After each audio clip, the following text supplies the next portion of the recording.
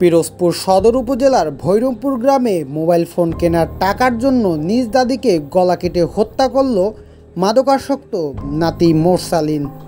পুলিশের হাতে গ্রেপ্তারের পর স্বীকার করেছে 20,000 টাকার মূল্যের একটি ফোন চেয়ে দাদি রোকেয়া বেগমের কাছে আবদার করেছিল সে। দাদি রাজি না হওয়ায় পরিকল্পিতভাবে তাকে হত্যা করেছে মোরসালিন নিজেই।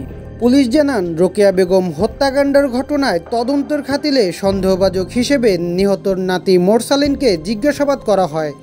এক পর্যায়ে সে দাদির হত্যার কথা স্বীকার করে। জিজ্ঞাসাবাদের সময় তার কাছ থেকে গাঁজা উদ্ধার করা হয়। মোরসালিন পিরোজপুর সদরের একটি খাবার হোটেলে কাজ করত।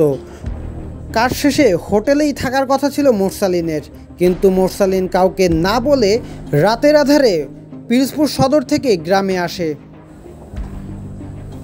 গ্রামে এসে জানালার গ্রিল কেটে ঘরে ঢুকে দাদিকে গলা কেটে হত্যা করে এবং পরে আবার শহরের নিজ কর্মস্থলে ফিরে যায় যেন কিছু হয়নি। ঘটনার আগে নিহতর ছেলে লিটন হাওলাদারের অভিযোগ করেছিল স্থানীয় রুমান হাওলাদারের পরিবারের সঙ্গে জমিজমা নিয়ে দীর্ঘদিন ধরে বিরোধ ছিল, তারাই হত্যার সাথে জড়িত থাকতে পারে। তবে তদন্তে বেরিয়ে আসলো রক্তের সম্পর্ক ভয়ঙ্কর রূপ নিয়ে নিজের নাতি এই হত্যাকাণ্ডের জন্য দায়ী।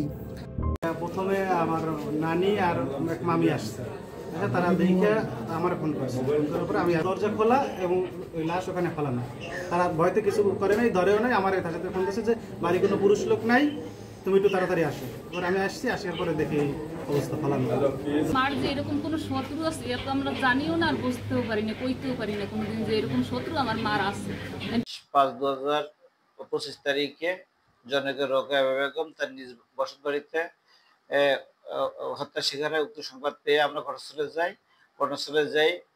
আমরা আমাদের সন্দেহ হয় ভিকটিমের নাতি মোরসালিনকে আমরা জিজ্ঞাসাবাদের জন্য আনি এবং সে জিজ্ঞাসাবাদ করে স্বীকার করেছে দাদিকে 20,000 টাকা মোবাইল কেনার জন্য দাদির কাছে বায়না ধরে দাদি দ্বিতীয় প্রকাশ করায়। সে ওই দিন রাতে বসত ঘরে ঢুকে দাদিকে ছুরি দিয়ে গলায় জবাই করে হত্যা করে সে চলে আসে। সে বিজ্ঞ আদালতে এ বিষয়ে স্বীকারোক্তিমূলক জবানবন্দি প্রদান করে।